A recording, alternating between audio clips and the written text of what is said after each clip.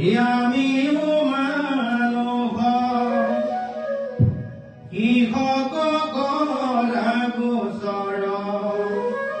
জানিলো তুমি পৰম পুৰুষ জগতৰে মহেশ্বৰ নিজ ব্ৰহ্মৰূপে ধৈলা বেকত মনত কৰি যোগতি মহাভোকে এক হৰণ ভকতে লভোক ভোজি মুকুতি হেনয় ভকত বান্ধৱ মাধৱ তোমাৰতে দিয়া কেৱ ভূয়ায় অন্ধৱতী পুননো সম্প্ৰতি ভজিবে দেৱ। কৃষ্ণ খুব গুৰুত্বপূৰ্ণ কথা যদিও কাহিনী এয়া পৰম তত্বৰ আধাৰ আৰু সেইকাৰণে কৈছে ভগৱন্ত কৃষ্ণই মই যে জগতৰ ঈশ্বৰ এইটো কেতিয়াও কথাৰে প্ৰকাশ কৰি নিদিয়ে তেওঁ প্ৰকাশ কিহৰ দ্বাৰা কৰে কৰ্মৰ দ্বাৰা কৰে সেইকাৰণে বহু সময়ত মায়াত থকাসকলে ঈশ্বৰৰ মহিমা বুজি নাপায় সেই কথাটোকে অৰ্জুনক কিতাপ কৈছে হেৰা অৰ্জুন পূৰ্বে যত হৈ আছে হইবে কদতে পাছে পূৰ্বাপৰ জানো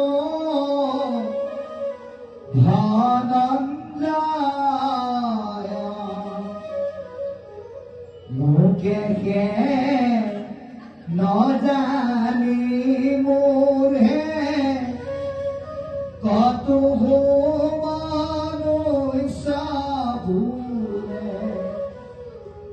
কত গুণে দৈব হীন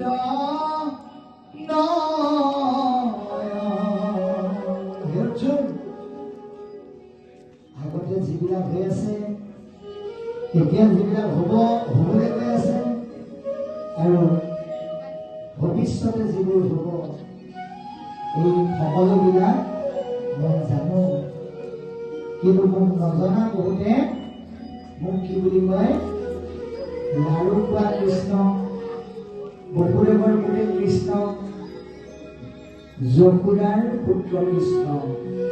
আদি সম্বোধন কৰে মোক নজনাৰ কাৰণে মায়াৰ ঐক্যতাৰ কাৰণে সেইকাৰণে ভগৱন্তই অৰ্জুনৰ কথাত অৰ্জুনক কৈছে হে অৰ্জুন তুমি মোক কি কথা কৈছা তুমি যে মোক ভগৱন্ত বুলি বা ভগৱান বুলি মাতিলা মই ভগৱান নহয় নহয় হেনবা শুনিবা আমিও মানুহ মই কেনেকে জানো মই তোমাৰ দৰে এটা মানুহে প্ৰথমতে কৈছে ভুলপতীয়াকে কৰিলে নাই চিন্তা নকৰিবা বুলি ভকত এজনে ঈশ্বৰৰ চৰণ সেৱা কিমান পৰ্যায়লৈকে কৰিব পাৰে সেই পৰীক্ষাত ভগৱন্তে চাইছে সেইকাৰণে কৈছে কি বুলি হে অৰ্জুন তুমি মই কি কথা কৈছা তুমি যেনেকে মানুহ ময়ো তেনেকে মানুহে গতিকে মই একোৱেই নাজানো কিন্তু অৰ্জুনে লগে লগে উত্তৰ দিছে নহয় নহয় নাজানিলো তুমি সি পৰম পুৰুষ জগতৰে মহেশ্বৰ তুমি যিমান ক'লে মই নামানো তুমি হৈছা পৰম পুৰুষ তুমি জগতক মহিয়ান কৰা তোমাৰ ইচ্ছাৰ দ্বাৰা সেইকাৰণে তুমি মহেশ্বৰ হে প্ৰভু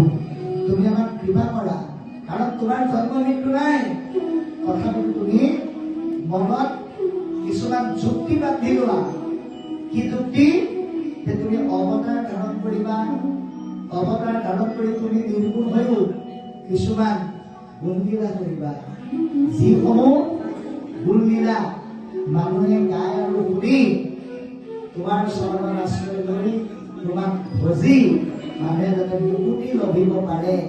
তাৰ কাৰণে তুমি অৱতাৰ অৱতাৰ লোৱা। গতিকে সেই কথাটো অৰ্জুনে কৈছে যে মহাসুখে এক শৰণ লভিয়া, মহাসুখে এক শৰণে ভজিয়া